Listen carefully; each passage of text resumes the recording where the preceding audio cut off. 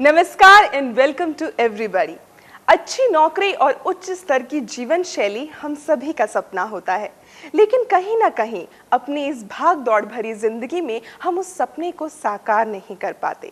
जी हाँ दोस्तों, अगर आज के दौर में हमें अपने जीवन में एक नया और ऊंचा मुकाम हासिल करना है तो उसके लिए बहुत ज़रूरी है कि हमें अंग्रेजी भाषा का पूरी तरह से ज्ञान हो। लेकिन जब हम बात करते हैं अंग्रेजी भाषा को सीखने की तो बहुत ज़्यादा डर लगता है, लेकिन घबराइए मत, आपके इस डर को आज हम पूरी तरह से खत्म कर देंगे। आज हम आपके लिए लेकर आए हैं एक ऐसा आसान तरीका जो आपकी और अंग्रेजी भाषा के बीच की दूरियों को बिल्कुल खत्म कर देगा। उसके लिए आपको कुछ नहीं करना, आपको सिर्फ देने हैं अपने जीवन के कीमती 30 दिन। तो आइए आज सबसे पहले हम आपकी जान पहचान करवाते हैं अंग्रेजी भाषा के छोटे बड़े उन 26 अक्षरों से जो इस भाषा की बुनियाद हैं। वो अक्षर हैं A, B, C, D, E, F, G, H, I, J, K, L, M, N, O, P, Q, R, S, T, U, V, W, X, Y और Z। दोस्तों, किसी भी लैंग्वेज को अच्छे से बोलने के लिए ये बहुत ज़रूरी है कि हम उसके अक्षरों को ठीक तरह से पढ़ सकें, और आज हम यही हुनर सीखने वाले हैं। ये देखिए, ये है अ के उच्चारण में, जैसे normal, formal, urban, pillar, jailer, beggar. और यही आ के उच्चारण में होता है jar, car, star, mask, flask, wasp, class, आम या फिर फार्म। दोस्तों, अगर हम बात करें ई के उच्चारण की तो ई का उच्चारण ई, ईयर, और ए होता है। ई के बाद एक अक्षर छोड़कर अगर दोबारा ई आए तो उच्चारण होगा ई, जैसे कंपीट, कंप्लीट, रिसीड, सुपरसीड। अगर हम बात करें एच के उच्चारण की तो एच का उच्चारण ज्यादातर ह होता है, नहीं समझे? ये देखिए, जैसे हाउस, हार्म, हाफ, हर, हेयर, हाई। लेकिन कई शब्दों में ये मूक यानी कि साइलेंट रहता है, जैसे आवर, ऑनेस्ट, इस तरह के शब्द। अब बारी आती है एक्स के उच्चारण की। एक्स का उच्चारण शब्द में इसकी स्थिति के अनुसार स, गज या ज हो सकता है। स के रूप में अगर एक्स शब्दों के बीच में या आखिर में हो, जैसे box, extra, exercise. Now I know you are understanding. तो दोस्तों, अब तो आप ये जान ही गए हैं कि अंग्रेजी के बुनियादी 26 अक्षर कौन से हैं। But let me tell you one thing कि ये 26 अक्षर भी 2 भागों में विभाजित हैं। जी हाँ, इनको भी बांटा गया है 2 भागों में, जिसे हम कहते हैं वोवेल्स एंड कॉन्सोनेंट्स। क्या होते हैं वोवेल्स, किस तरह से होता है इनका इस्तेमाल, और सबसे ज्यादा जरूरी बात कि कैसे होता है इनका उच्चारण, ये सभी कुछ जानेंगे हम आज के इस तीसरे दिन में। और साथ ही जानेंगे कि डबल कॉन्सोनेंट्स क्या होते हैं। Let us start with vowels. Vowels होते हैं अंग्रेजी में स्वर। ए, ई, आई, ओ, यू रोमन वर्णमाला में स्वर हैं। हिंदी के स्वरों की तरह इनका कार्य भी अक्षरों को जोड़ना है ताकि शब्द निर्मित हो सके। इसीलिए अध्याय खंड में इनका उच्चारण कुछ विस्तार से दिया गया है। दोस्तों, अंग्रेजी भाषा में कुछ अक्षर ऐसे भी होते हैं जो लिखे तो जाते हैं लेकिन बोले नहीं जाते, यानी कि ये अक्षर रहते हैं बिल्कुल खामोश, और इन्हें हम कहते हैं साइलेंट लेटर्स। नहीं समझे? Let's take examples. पहला उदाहरण है बॉम्ब। इस शब्द में आखिर का बी साइलेंट है, यानी कि खामोश है। दूसरा उदाहरण है नाइफ। इसमें पहला अक्षर यानी कि के मूक यानी कि खामोश यानी कि बिल्कुल साइलेंट है। तीसरा उदाहरण है ऑनेस्ट। इसमें H बिल्कुल साइलेंट है। और चौथा उदाहरण है डाउट, जिसमें B साइलेंट है। तो अब तो आप समझ गए होंगे कि ये साइलेंट लेटर्स आखिर होते क्या है। अंकों और संख्याओं को अंग्रेजी में दो तरीकों से लिखा जाता है, अंग्रेजी में और रोमन में। जैसे 1 यानी 1, 2 2, 3 3, 4 4, 5 5, 6 6, 7 7, 8 8, 9 9, 10 10, 11 11, 12 12, 13 13, 14 14, 15 15, 16 16, 17 17, 18 18, 19 19, 20 20, 100 यानी कि 100, 500 500, 1000 यानी कि 1000। आइए अब आपको बताते हैं अपूर्ण संख्याओं के बारे में, यानी कि फ्रैक्शनल संख्याएं, जैसे कि 1/4 जिसको हम कहते हैं 1/4, 3/4 इसको हम कहते हैं 3/4, 10वां भाग इसको हम कहते हैं 1/10 और चौगुना इसको हम कहते हैं क्वाड्रपल या 4 टाइम्स। दोस्तों, अंग्रेजी बोलना हमारे लिए और भी आसान हो जाएगा जब हम ये जान लेंगे कि अंग्रेजी वाक्यों में इस्तेमाल होने वाले शब्दों के भेद कौन से होते हैं। वाक्य में इस्तेमाल होने वाले इन शब्दों के भेदों को हम कहते हैं पार्ट्स ऑफ स्पीच। स्थिति और कार्य के अनुसार इनका बंटवारा किया जाता है। चलिए अब मैं आपको बता दूं कि पार्ट्स ऑफ स्पीच में आखिर कैसे भेद होते हैं। वाक्य में शब्दों की स्थिति और कार्य के अनुसार उन्हें 8 भागों में बांटा जाता है, जिसे हम शब्द भेद कहते हैं। और इसी शब्द भेद को अंग्रेजी में कहते हैं पार्ट्स ऑफ स्पीच। और ये पार्ट्स ऑफ स्पीच है नाउन यानी कि संज्ञा, प्रोनाउन सर्वनाम, एडजेक्टिव विशेषण, वर्ब क्रिया, एडवर्ब क्रिया विशेषण, प्रीपोजिशन संबंधवाचक अव्यय, कंजक्शन समुच्चय बोधक, इंटरजेक्शन विस्मयादि बोधक।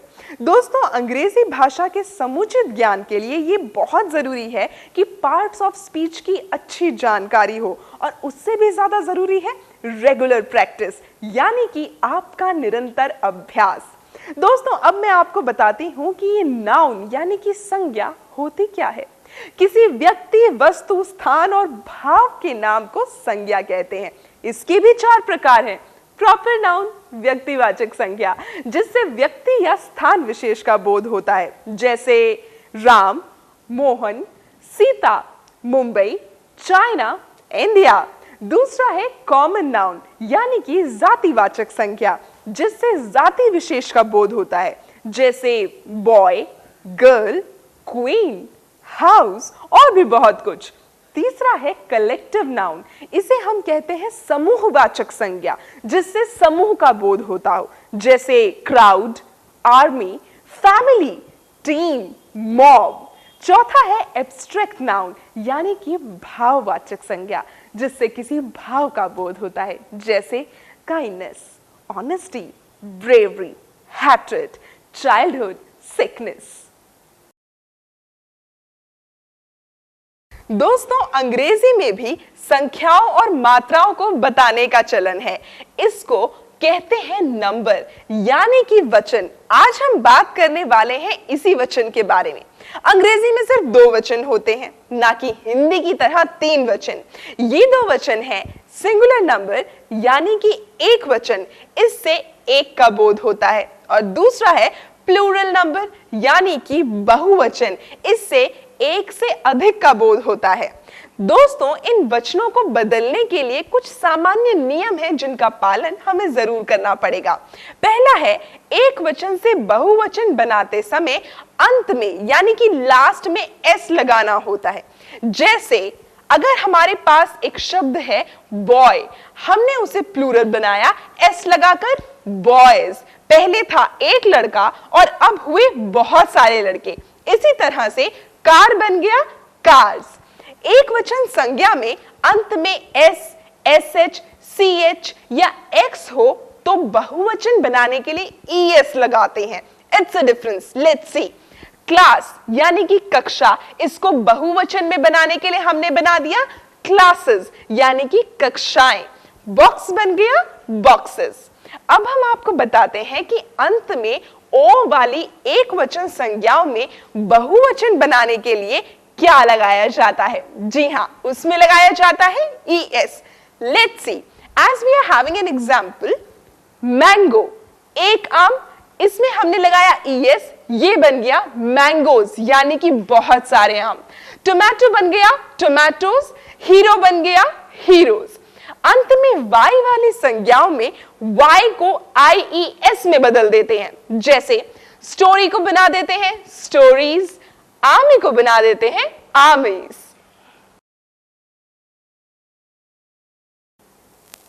आज कोर्स के 9वें दिन हम ये जानेंगे कि कारक और विभक्ति क्या होती है और ये भी जानने की कोशिश करेंगे कि अंग्रेजी भाषा में वाक्य बनाते वक्त इनका किस तरह से उपयोग किया जाता है। तो चलिए सबसे पहले अब ये जानते हैं कि आखिर कारक होते क्या हैं।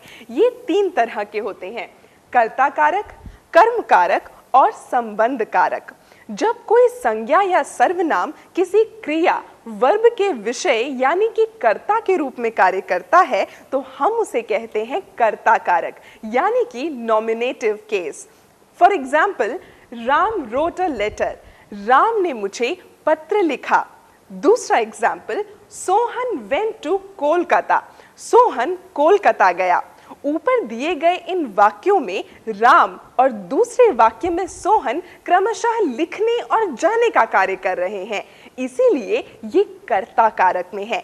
कर्ता कारक को प्रथमा विभक्ति भी कहा जाता है। और इसके साथ अब हम जानेंगे कि कर्म कारक क्या होते हैं। जब कोई संज्ञा या सर्वनाम यानी कि नाउन या फिर प्रोनाउन क्रिया के कर्म के रूप में कार्य करता है तो वो कर्म कारक में होता है, उसे द्वितीय विभक्ति भी कहते हैं। For example, the book is on the table, किताब मेज पर है। He gave me a pencil, उसने मुझे एक पेंसिल दी। संज्ञा यानी कि नाउन, ये वो शब्द होते हैं जो किसी व्यक्ति, वस्तु या स्थान के लिए इस्तेमाल किए जाते हैं। लेकिन आज हम आपको बताएंगे वो शब्द जो संज्ञा के स्थान पर इस्तेमाल किए जाते हैं। जी हाँ, जानते हैं आप कि वो शब्द कौन से हैं? मैं आपको बताती हूँ। संज्ञा की जगह प्रयोग किए जाने वाले शब्दों को सर्वनाम यानी कि प्रोनाउन कहते हैं। For example, Shyam is out, so Shyam can not come here, Shyam बाहर है इसीलिए श्याम यहां नहीं आ सकता। इसकी जगह पर हम कहेंगे Shyam is out so he can not come here, Shyam बाहर है इसीलिए वो यहां नहीं आ सकता। आपने देखा कि दूसरे वाक्य में सो के बाद श्याम की जगह ही का प्रयोग किया गया। इसका मतलब है कि ही सर्वनाम है, प्रोनाउन है। अब मैं आपको बताती हूं कि सर्वनामों का प्रयोग किस तरह किया जाता है। That means use of pronouns. निर्जीव वस्तु, लघु प्राणियों के लिए इसका किस तरह से इस्तेमाल होगा, ये देखिए। इट इज अ चेयर, ये एक कुर्सी है। Mohan has a puppy, he loves it, Mohan के पास एक पिल्ला है और वो उसे प्यार करता है। अव्यक्तिवाचक क्रिया के कर्ता के रूप में इसका किस तरह से इस्तेमाल होता है, ये देखिए। इट इज रेनिंग टुडे, आज बरसात हो रही है। इट इज थंडरिंग, गड़गड़ाहट हो रही है। इट इज गेटिंग डार्क, अंधेरा हो रहा है। Now let me tell you what are demonstrative pronouns. This, that का प्रयोग किस तरह से किया जाता है। दिस का प्रयोग ये और दैट वो के लिए होता है। जैसे this is a book which I have borrowed, ये एक पुस्तक है जो मैंने उधार ली है। अब मैं आपको बताती हूं ऐसे ही कुछ सामान्य नियम जिनको जानना, समझना और याद रखना हमारे लिए बेहद जरूरी है। किसी वाक्य में पर्सन का निर्धारण किस तरह से होगा, मैं आपको बताती हूं। ही एंड आई, हम कहेंगे ही एंड आई, ये कभी नहीं कहेंगे दैट आई एंड ही, वो और मैं और वो नहीं। You and I, not I and you. तो आप समझ गए, जब भी हम बात करेंगे तो हम पहले सामने वाले के लिए कहेंगे फिर अपने लिए।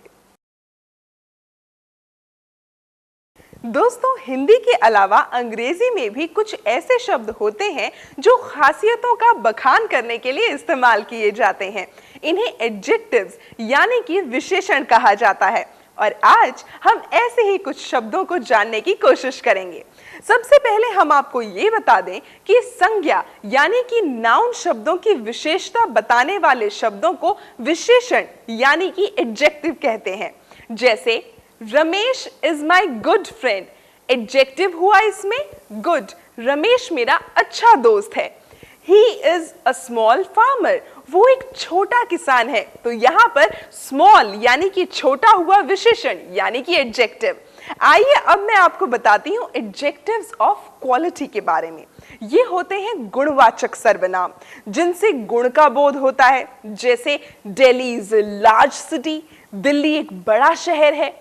दूसरे होते हैं एडजेक्टिव्स ऑफ क्वांटिटी यानी कि परिमाणवाचक सर्वनाम, मात्रा का बोध कराने वाले एडजेक्टिव्स ऑफ क्वांटिटी कहे जाते हैं।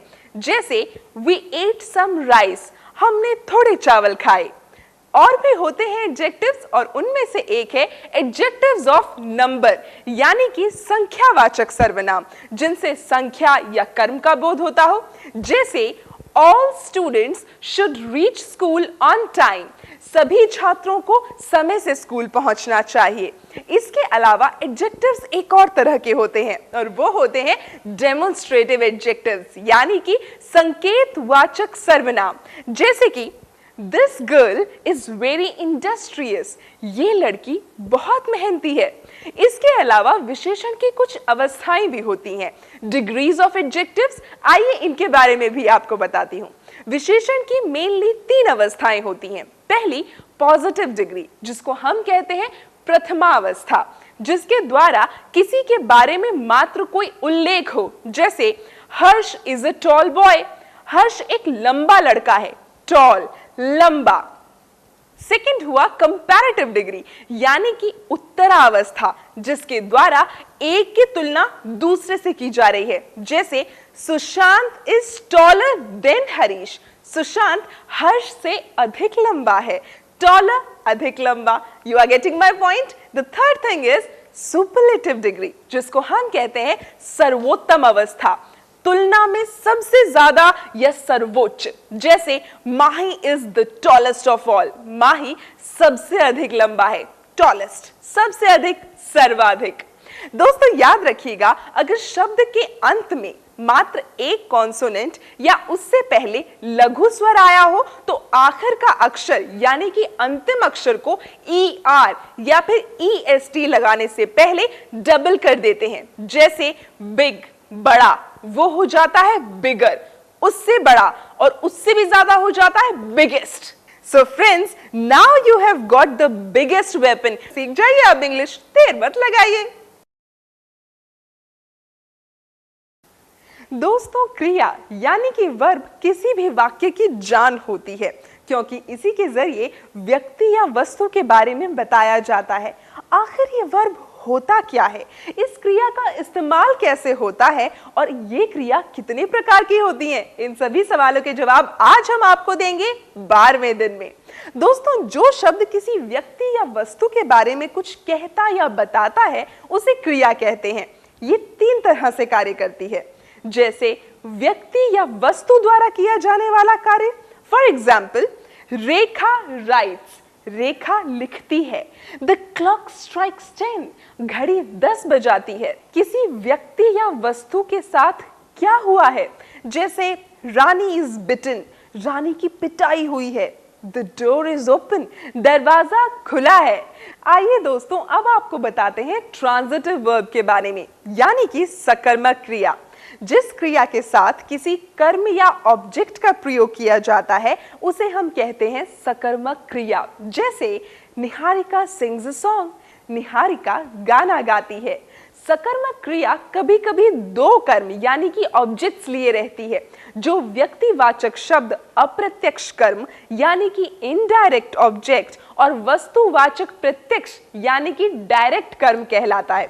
जैसे the teacher told me a good story, शिक्षक ने मुझे एक अच्छी कहानी सुनाई। और इस अच्छी कहानी के बाद मैं देख रही हूँ कि आप भी अंग्रेजी बहुत अच्छे से सीखते जा रहे हैं। दोस्तों, कई बार हम अंग्रेजी बोलने में बड़े संकोचित होते हैं, लेकिन घबराने की कोई बात नहीं है। इस अंग्रेजी में भी ऐसे बहुत से शब्द होते हैं जिन्हें हम संकुचित शब्द कहते हैं। ये वो शब्द होते हैं जो दो शब्दों को जोड़कर बनाए जाते हैं और इनका इस्तेमाल ज्यादातर निषेधात्मक वाक्यों में किया जाता है, यानी कि वो वाक्य जिनमें किसी तरह की कोई मनाही की जाती हो। आइए देखें कैसे। सहायक क्रियाओं के साथ नॉट जोड़कर बने शब्द कॉन्ट्रैक्टेड वर्ड्स यानी कि संकुचित शब्द कहे जाते हैं, जैसे कि आर नॉट बन जाता है आरंट, डिड नॉट बन जाता है डिडंट, इज नॉट बन जाता है इजंट और हैव नॉट बन जाता है हैवंट। दोस्तों, जिस तरह एडजेक्टिव संज्ञा की विशेषता बताता है, उसी तरह क्रिया की विशेषता बताता है क्रिया विशेषण। ये क्रिया विशेषण ना सिर्फ क्रिया को ताकत देता है, बल्कि उसकी एक स्पष्ट तस्वीर भी हम सभी के सामने लेकर आता है। आइए इसके बारे में आपको कुछ और भी बताते हैं। साधारण अर्थ में क्रिया की विशेषता बताने वाले शब्द को क्रिया विशेषण कहते हैं, परंतु इसमें वो सभी शब्द शामिल हैं जो किसी वर्ब, एडजेक्टिव या दूसरे एडवर्ब के अर्थ में बदलाव लाते हैं। जैसे Satish goes quickly, quickly modifying verb goes. That is very सोर फ्रूट, वेरी मॉडिफाइंग एडजेक्टिव सोर। आइए अब आपको बताते हैं काइंड्स ऑफ एडवर्ब यानी कि क्रिया विशेषण के प्रकार। पहला प्रकार है सिंपल एडवर्ब यानी कि सामान्य क्रिया विशेषण। एडवर्ब ऑफ प्लेस यानी कि स्थानवाचक। जैसा कि नाम से ही पता चलता है कि ये स्थान बताते हैं, यानी कि कहां, वेयर। जैसे up, down, here, there, in, out, इस तरह के शब्द। गो देयर, वहां जाओ। कम इन, यहां आओ। अब मैं समझती हूं कि आप इसका मतलब बखूबी समझ गए होंगे, तो आगे बढ़ते हैं कालवाचक की तरफ। इसे हम कहते हैं एडवर्ब ऑफ टाइम यानी कि कब, व्हेन। इससे व्हेन का उत्तर मिलता है, जैसे टुडे, टुमारो, नाउ। अब आपको बताते हैं ढंगवाचक यानी कि एडवर्ब ऑफ मैनर। ये शब्द कैसे, हाउ और किस प्रकार से, इन व्हाट मैनर दर्शाते हैं। जैसे क्लियरली, हार्ड, वेल, क्विकली। अब हम आगे बढ़ते हैं बारंबारतावाचक यानी कि एडवर्ब ऑफ फ्रीक्वेंसी। ये शब्द बारंबारता, कितनी बार, हाउ ऑफन को दर्शाते हैं, जैसा कि थ्राइस, वंस, ऑफन। अब आगे बढ़ते हैं और बताते हैं आपको परिमाण या मात्रावाचक यानी कि एडवर्ब ऑफ डिग्री और क्वांटिटी। ये शब्द कितना, हाउ मच और किस स्तर यानी कि डिग्री और एक्सटेंट को दर्शाते हैं। जैसे ऑलमोस्ट, फुली, सो, क्वाइट। संबंध सूचक अव्यय यानी कि प्रीपोजिशंस वाक्य में प्रयोग किए गए संज्ञा और सर्वनाम को किसी दूसरे शब्द के साथ जोड़ने के लिए इनका इस्तेमाल किया जाता है। लेकिन हाँ, एक बात जरूर याद रखिएगा कि प्रीपोजिशंस को किसी भी लिंग या वचन के अनुसार नहीं बदला जाता। लेट मी टेल यू कि ये प्रीपोजिशंस होते क्या हैं। प्रीपोजिशंस वो शब्द हैं जो संज्ञा या सर्वनाम शब्दों से पहले लगाए जाते हैं और जो किसी दूसरे के साथ इनका संबंध दर्शाते हैं। जैसे the elephant is in the forest. In shows the relation between elephant and forest. हाथी जंगल में है। I met him at the theater. At shows the relation between him and theater. मैं उससे थिएटर में मिला।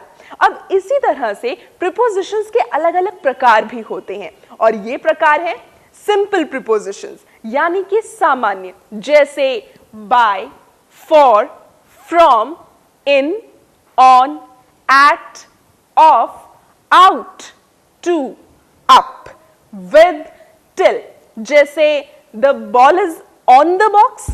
सेकेंड है कंपाउंड प्रीपोजिशंस यानी कि मिश्रित, जैसे above, about, across, among, around, below, behind, beside, between, outside, inside और within। जैसे कि the ball is behind the box।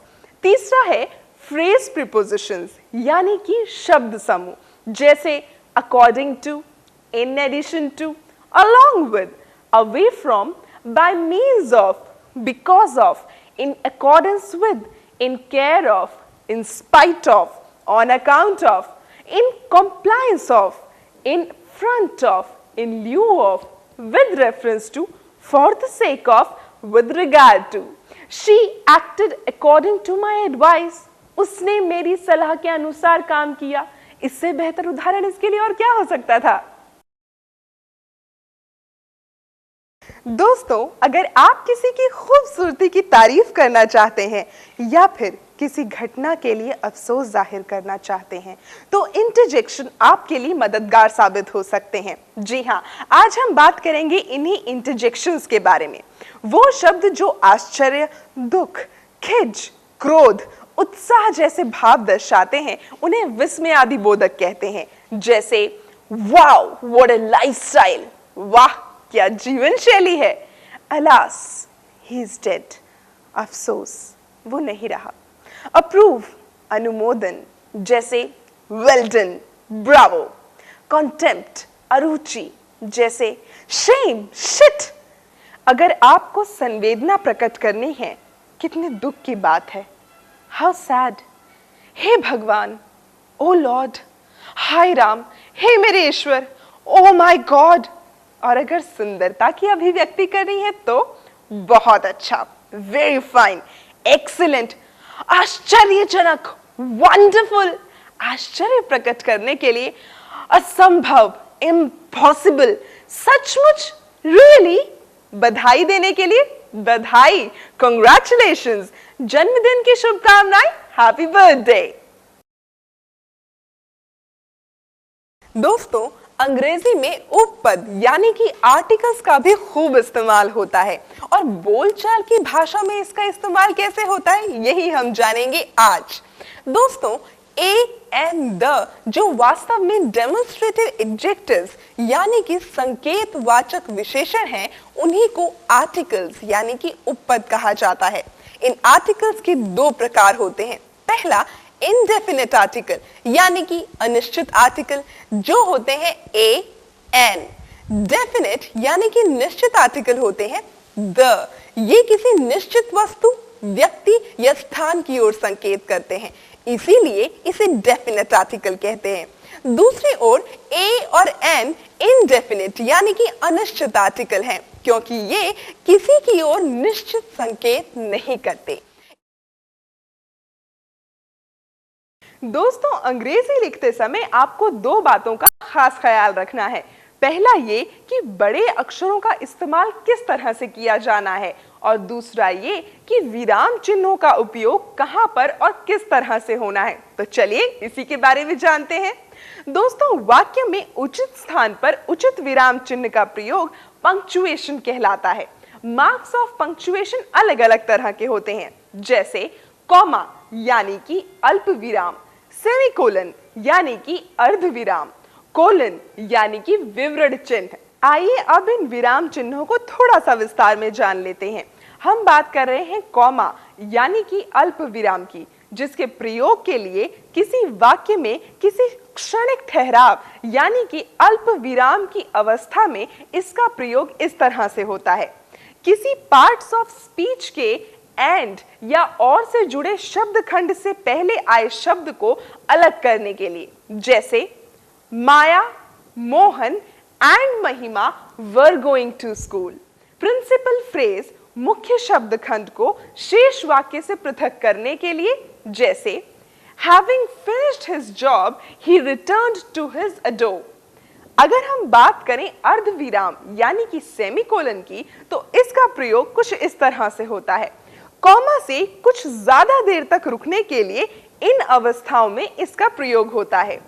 Otherwise, therefore, where से जुड़े क्लॉज को अलग करने के लिए। Let's take an example. Ramu reached late, therefore he was punished. Use of capital letters भी जानना बहुत जरूरी है। तो चलिए बड़े अक्षरों का प्रयोग भी जान लेते हैं। बड़े अक्षरों का प्रयोग कुछ इस तरह से किया जाता है। प्रॉपर नाउन यानी कि व्यक्तिवाचक संज्ञा का प्रथम अक्षर, सुभाष, गंगेश, चेन्नई, इंडिया, उत्तर प्रदेश।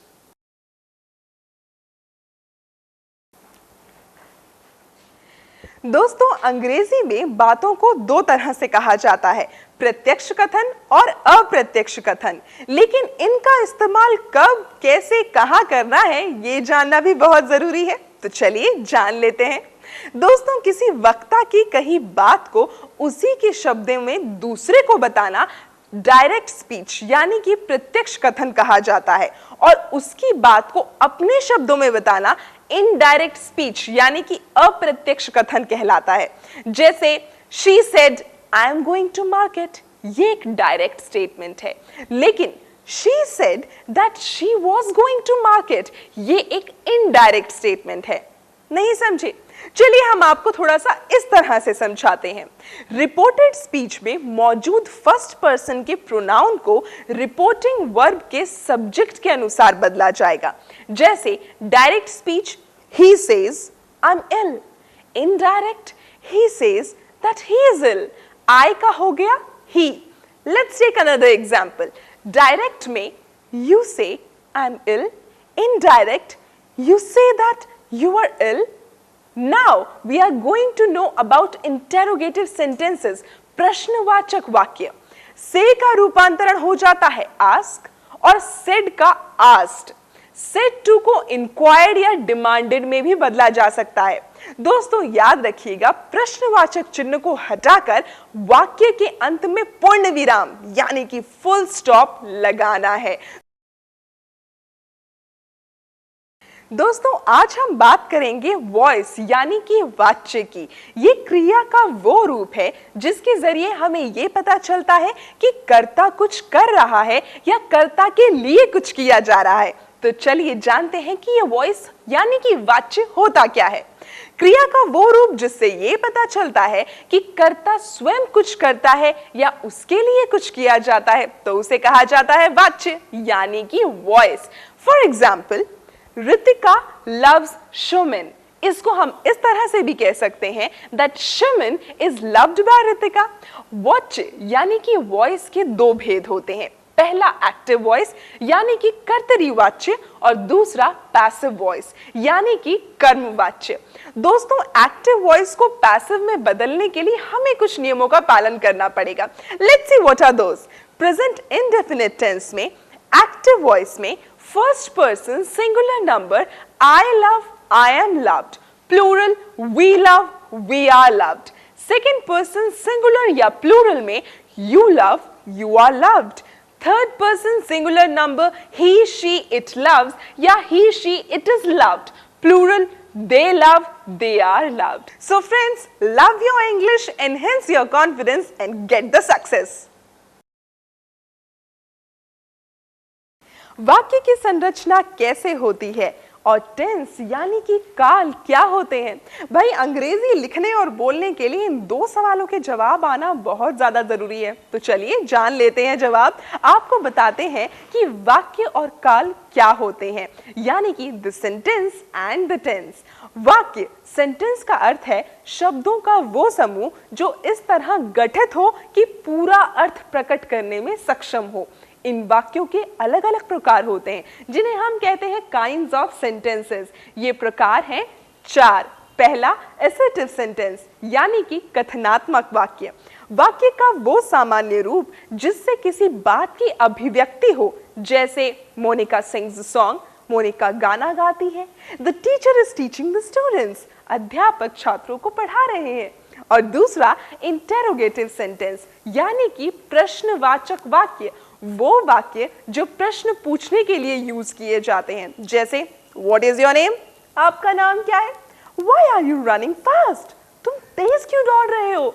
और तीसरा है इंपेरेटिव सेंटेंस यानी कि आज्ञावाचक वाक्य, वो वाक्य जो आज्ञा या विनती का भाव व्यक्त करते हैं, जैसे स्टैंड अप, खड़े हो जाओ, वेट अ मिनट, 1 मिनट इंतजार करो। और चौथा है एक्सक्लेमेटरी सेंटेंस, यानी कि विस्मयादिबोधक। विस्मयादिबोधक वाक्य विस्मय, उत्साह, दुख आदि के भाव व्यक्त करता है। जैसे व्हाट अ शेम, कितने शर्म की बात है।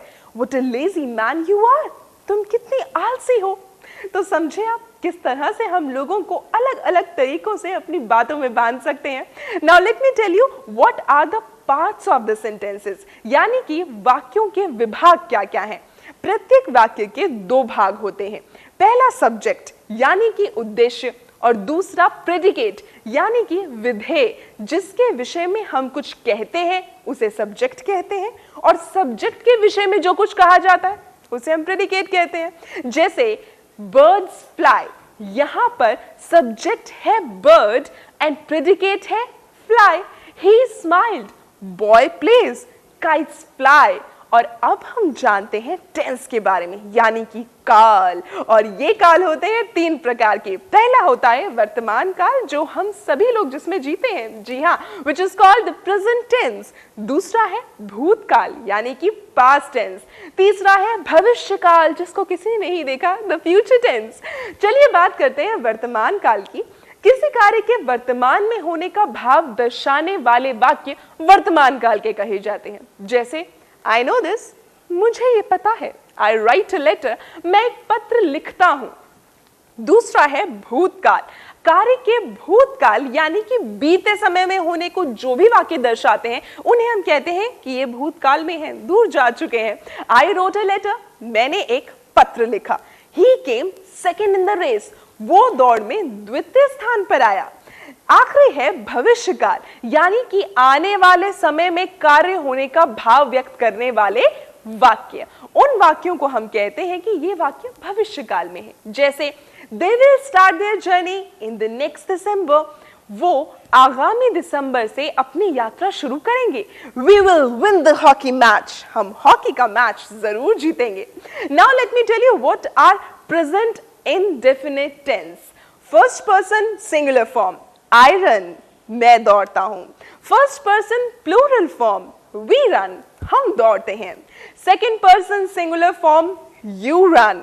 Second person plural form, you run, यानी कि दोनों में से। Third person singular form, he, she or it runs, and the plural form is they run. Now let me tell you about the present perfect tense. First person singular number, I have worked, मैंने काम किया। Plural number, we have worked, हमने काम किया। Second person singular number, you have worked, तुमने काम किया। Plural, you have worked, तुमने काम किया।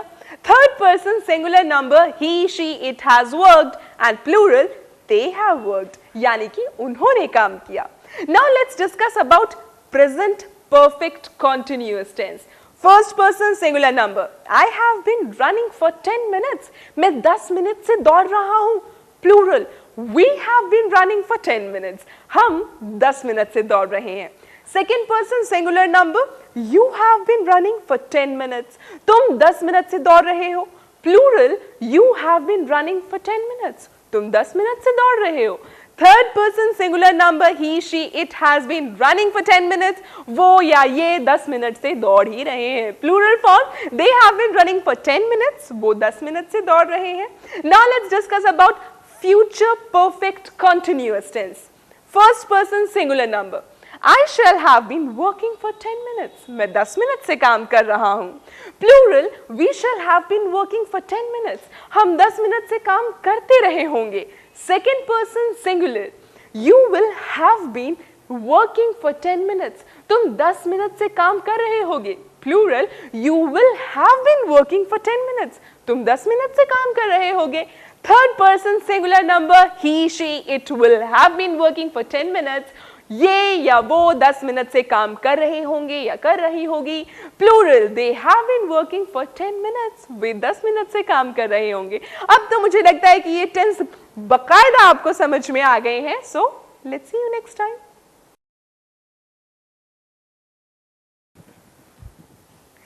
दोस्तों, जो समय चल रहा है, साथ है, उसे हम कहते हैं वर्तमान काल, और आज हम इसी के बारे में बात करेंगे।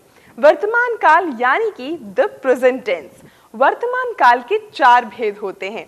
प्रेजेंट इंडेफिनिट टेंस यानी कि सामान्य वर्तमान काल, कोई सामान्य सत्य, आदत या शाश्वत सत्य व्यक्त करने के लिए इस काल का प्रयोग किया जाता है। जैसे the earth moves round the sun, पृथ्वी सूर्य का चक्कर लगाती है, ये सामान्य सत्य है।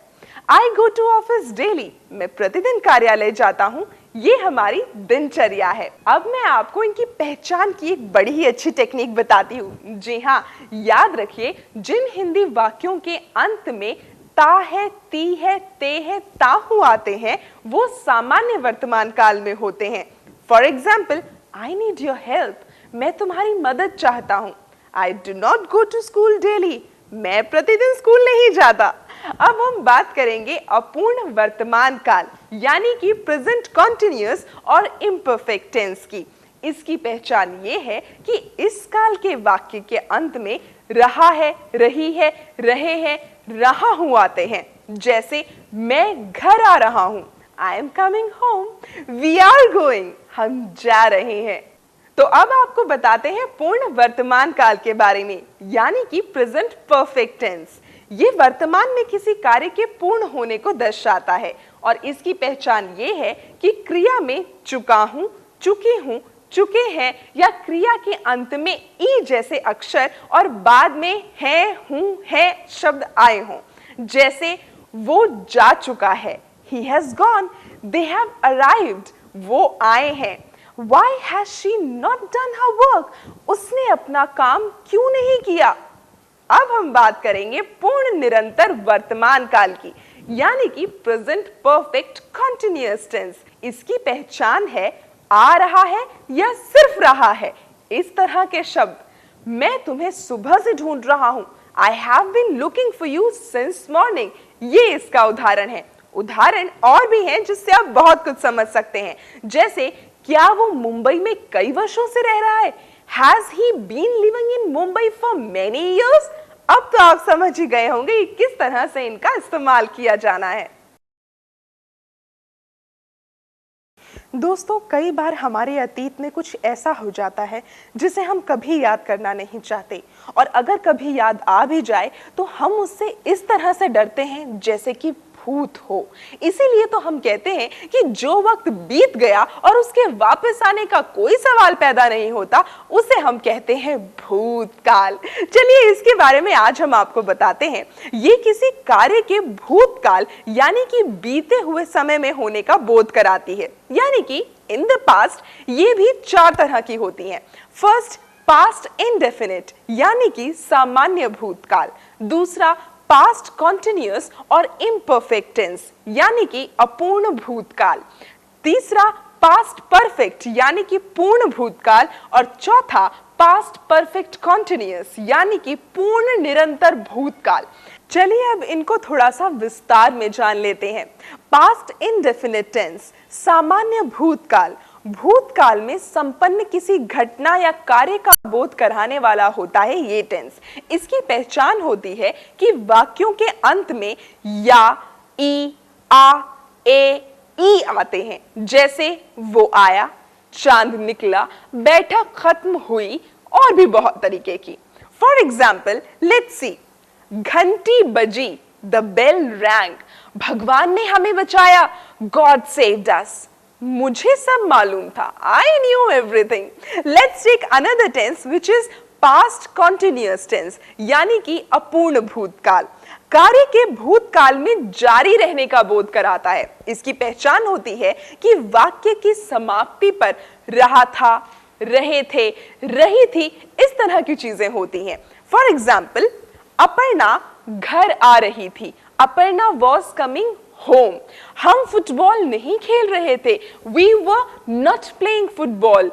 क्या वो दुकान जा रहा था? Was he going to the shop? Let's take another tense, past perfect tense की यानी कि पूर्ण भूतकाल। भूतकाल में किसी कार्य के किसी समय से पहले या उस समय तक पूर्ण होना दर्शाता है ये पूर्ण भूतकाल। इसकी पहचान होती है कि हिंदी वाक्यों में चुका था, चुकी थी, चुके थे, दी थी, गया, गई, गए थे, इस तरह के शब्दों का प्रयोग होता है। जैसे मैंने उन्हें निमंत्रण दिया था। I had invited them. उसने उससे पूछा था। She had asked him. आइए अब हम लोग बात करते हैं पास्ट परफेक्ट कॉन्टिन्यूअस टेंस की, यानी कि पूर्ण निरंतर भूतकाल।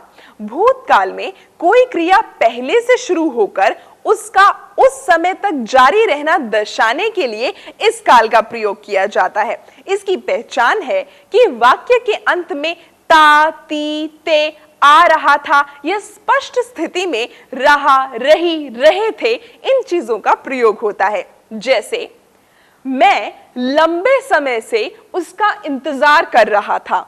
I had been waiting for him for a long time. दोस्तों, आने वाला कल या फिर आने वाला पल, उसकी खबर तो किसी को भी नहीं होती, लेकिन फिर भी हम लोग अपनी जी तोड़ मेहनत लगाकर अपने आने वाले भविष्य को सुनहरे बनाने की फिराक में लगे रहते हैं। अब तो आप समझ ही गए होंगे कि भविष्य किसे कहते हैं। फिर भी मैं आपको बता देती हूँ कि वो वक्त जिसका हमें इंतजार होता है या फिर वो वक्त जो आने वाला होता है, उसे हम कहते हैं भविष्य काल। और आज हम बात करने वाले हैं इसी काल के बारे में। वर्तमान काल और भूतकाल की तरह ही भविष्य काल के भी 4 प्रकार होते हैं। पहला, फ्यूचर इंडेफिनिट टेंस, यानी कि सामान्य भविष्य काल। फ्यूचर कॉन्टिन्यूअस और इम्परफेक्ट टेंस, यानी कि अपूर्ण भविष्य काल। आइए अब आपको बताते हैं फ्यूचर इंडेफिनिट टेंस के बारे में। सामान्य भविष्य काल, ये भविष्य में किसी कार्य के होने का ज्ञान कराता है। इसकी पहचान है कि हिंदी वाक्यों के अंत में गा, गे, गी आता है। भविष्य सूचक शब्दों जैसे कल, जो आने वाला है, या फिर आगे, नेक्स्ट शब्द वाक्य में हो सकते हैं। जैसे तुम 3 दिन में ठीक हो जाओगे, you will get well in 3 days। मैं कल भोपाल जाऊंगा, आई शैल गो टू भोपाल टुमारो। अंग्रेजी में रूपांतरण के भी कुछ नियम होते हैं। कथनात्मक वाक्य, उसका नियम है कर्ता जमा शैल या will plus first form of verb. I we के साथ शैल और शेष कर्ता के साथ विल लगाया जाता है। जब हम बात करते हैं निषेधात्मक वाक्यों की, तो इसका नियम है कर्ता जमा शैल या will plus not plus first form of verb. और जब हम बात करते हैं प्रश्नवाचक वाक्य की, तो इसका नियम है शैल ऑब्लिक विल प्लस कर्ता plus first form of verb. दोस्तों, लेकिन एक बात को जरूर याद रखिए कि अगर प्रश्नवाचक बीच में आया हो तो पहले प्रश्नवाचक शब्द की अंग्रेजी, फिर आपको बताए गए नियम के अनुसार। मैं आपको कुछ एग्जांपल्स देती हूं। जैसे मैं जल्दी ही मामला तय कर लूंगा, आई शैल डिसाइड द मैटर सून। वो यहाँ 5 बजे तक उपस्थित रहेगा, he will stay here till 5 o'clock. I shall not go anywhere. क्या तुम कल घर जाओगे? Will you go to home tomorrow? Now I will tell you about future continuous और imperfect tense, जिसको हम कहते हैं अपूर्ण भविष्य काल। ये भविष्य काल में किसी समय, किसी क्रिया का जारी रहना दर्शाता है। क्रिया के शुरू होने की संभावना व्यक्त करने में इसका प्रयोग होता है। इसकी पहचान है कि हिंदी वाक्य के अंत में रहा होगा, रही होगी, रहे होगे या होंगे आदि शब्द रहते हैं। वो आ रहा होगा, he will be coming। वो क्रिकेट खेल रहे होंगे, they will be playing cricket। इसी तरह के कुछ उदाहरण हैं। वो फिल्म देख रहा होगा, he will be watching a film। क्या आशा खाना पका रही होगी? Will Asha be cooking food? दोस्तों, किसी क्रिया के भविष्य में होने की संभावना दर्शाने के लिए इस काल का प्रयोग होता है।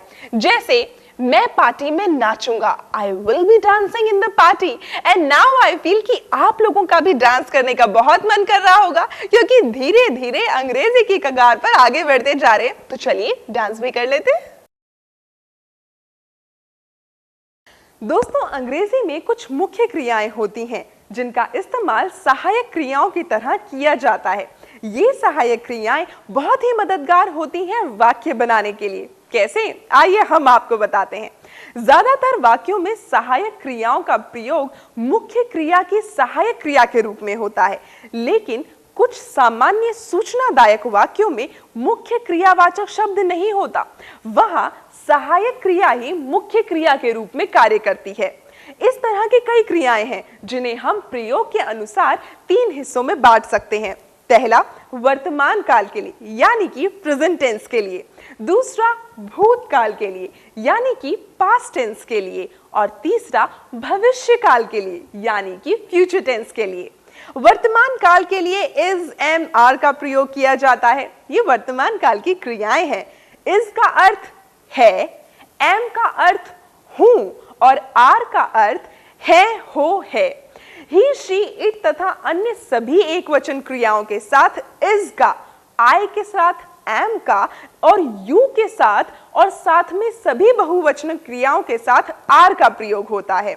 फॉर एग्जाम्पल, वो एक लड़का है, he is a boy, वो एक लड़की है, she is a girl, वो सीता है, she is सीता, ये एक कलम है, it is a pen। चलिए दोस्तों, अब हम आपको बताते हैं कि has और have का प्रयोग कैसे होता है। ये दोनों मुख्य क्रिया की तरह वहां प्रयोग किए जाते हैं जहां किसी तरह का पोजेशन प्रकट होता है, यानी कि होने का भाव, जैसे कोई चीज रखना या पास में होना, इस तरह की चीजें। आई, यू और बहुवचनकर्ता के साथ हैव और अन्य सभी एकवचनकर्ता के साथ हैज का प्रयोग होता है। फॉर एग्जाम्पल, उसका एक भाई है, शी हैज अ ब्रदर, मेरी एक बहन है, आई हैव वन सिस्टर। और भूतकाल के लिए जो प्रयोग किया जाता है क्रिया, वो होती हैं वॉज, वर और हैड। भूतकाल यानी कि पास्ट टेंस के इस तरह के वाक्यों के लास्ट में यानी कि अंत में था, थी, थे लगा होता है। आई, ही, शी, इट और अन्य एकवचनकर्ता के साथ वॉज और शेष के साथ वर लिखा जाता है। रखता, था, थे, थी या पास, था, थे, थी के लिए एक वचन और बहुवचन दोनों कर्ताओं के लिए हैड का प्रयोग किया जाता है। फॉर एग्जाम्पल, वो पेशे से डॉक्टर था, he was a doctor by profession। तुम उससे अधिक स्वस्थ थे, you were healthier than him। Now let us tell you कि भविष्य काल के लिए किन क्रियाओं का इस्तेमाल होता है। वो है will be, shall be और will, shall, have। ऊपर दिए गए शब्दों का भविष्य काल के लिए प्रयोग किया जाता है। जिन वाक्यों के अंत में होगा, होगी, होंगा, होंगी, होंगे आते हैं, उनके साथ इनका प्रयोग होता है। सामान्य रूप से आई और वी के साथ शैल बी और अन्य वचन या बहुवचनकर्ता के साथ विल बी का प्रयोग किया जाता है। लेकिन जब कोई निश्चितता या अवश्य का भाव दर्शाना हो तो हम क्रम उलट देते हैं, यानी कि आई वी के साथ विल बी और अन्य के साथ शैल बी का प्रयोग कर देते हैं। है ना थोड़ा सा उल्टा चक्कर। फॉर एग्जाम्पल, वो एक अच्छा खिलाड़ी बनेगा, he will become a good player। वो अवश्य एक अच्छा खिलाड़ी बनेगा, he shall be a good player। अब तो आपको अंतर जरूर नजर आया होगा और अब मुझे लगता है कि आप भी अंग्रेजी सीखने की सीढ़ियों पे धीरे धीरे चढ़ते चले जा रहे हैं। दोस्तों, अंग्रेजी बोलने के दौरान ऐसे कई क्रियार्थक यानी कि इन्फिनेटिव आते हैं जिनमें अलग अलग इस्तेमाल होने के बावजूद कोई बदलाव नहीं होता। जी हाँ, आइए जानते हैं इन्हीं के बारे में। क्रियार्थक, कृदंत तथा क्रियावाचक यानी कि इन्फिनेटिव, पार्टिसिपल एंड जिरन। इन्फिनेटिव का मतलब होता है वो क्रियाखंड जिस पर कर्ता या काल का कोई असर नहीं होता। इनफाइनाइट या इंफिनिटी कहलाता है। इसके 6 प्रकार हैं, 4 एक्टिव वॉइस में और 2 पैसिव वॉइस में। आइए अब जानते हैं द पार्टिसिपल के बारे में, जिसको हम कहते हैं कृदंत। पार्टिसिपल क्रिया यानी कि वर्ब से बनता है और वाच्य में विशेषण यानी कि एडजेक्टिव का काम करता है।